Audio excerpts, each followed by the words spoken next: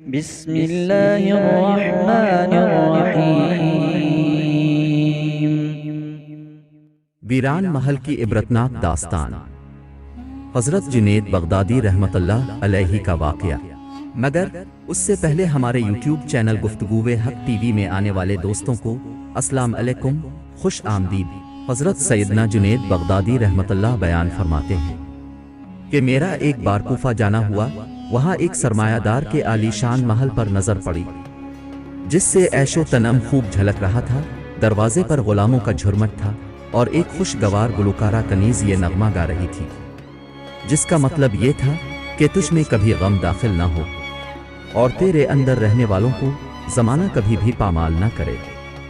کچھ عرصے بعد میرا پھر اس محل سے دوبارہ گزر ہوا تو اس کے دروازے پر سیاہی چھا رہی تھی، نوکر چاکر غائب تھے اور اس ویران محل پر شکستگی کے آثار نمایاں تھے۔ زبان حال مرور زمانہ کے ہاتھوں اس کی ناپائیداری ظاہر کر رہی تھی۔ فنا کے قلم نے اس کی دیواروں پر آرائش و زیبائش کی جگہ بربادی و عبرت کو عبارت کر دیا تھا، اور اب وہاں خوشی و مسرت کے بجائے فنا کی لئی میں رنج و وحشت کا نغمہ گونج رہا تھا۔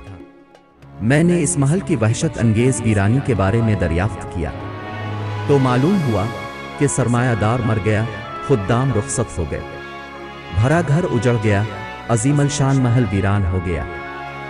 جہاں ہر وقت لوگوں کی آمد و رفت سے رونق رہتی تھی، اب وہاں سناٹا چھا گیا۔ حضرت سیدنا جنید بغدادی رحمت اللہ علیہ فرماتے ہیں، میں نے اس ویران محل کا دروازہ کھٹکھٹایا تو ایک کنیز کی کمزور آواز آئی۔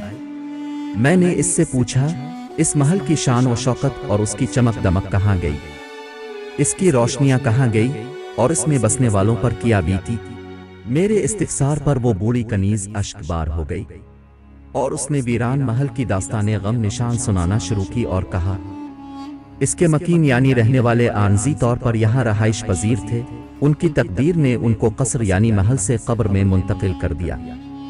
اس ویران محل میں رہنے والے ہر فرد خوشحال اور اس کے سارے اسباب و مال کو زوال لگ گیا، اور یہ کوئی نئی بات نہیں، دنیا کا تو یہی دستور ہے کہ جو بھی اس میں آتا اور خوشیوں کا گنج پاتا ہے، بالآخر وہ موت کا رنج پاتا اور ویران قبرستان میں پہنچ جاتا ہے۔ جو اس دنیا سے وفا کرتا ہے، یہ اس کے ساتھ بے وفائی ضرور کرتی ہے۔ میں نے اس کنیز سے کہا، ایک بار میں یہاں سے گزرا تھا تو اس کے اندر ایک کنیز یہ نغمہ گا رہی تھی کہ تجھ میں کبھی غم نہ داخل ہو اور تیرے اندر رہنے والوں کو زمانہ کبھی بھی پامال نہ کرے۔ وہ کنیز بلک بلک کر رونے لگی اور بولی، وہ بد نصیب گلوکارہ میں ہی ہوں، اس ویران محل کے مکینوں میں سے میرے سوا اب کوئی زندہ نہیں رہا۔ اس نے کہا، افسوس ہے اس پر جو یہ سب کچھ دیکھ کر بھی فانی دنیا کے دھوکے میں مبتلا رہتے ہوئے اپنی موت سے غافل ہو جائے۔ پڑا رہ گیا سب یوں ہی ٹھاٹ سارا، جگہ جی لگانے کی دنیا نہیں ہے، یہ عبرت کی جا ہے، تماشا نہیں ہے۔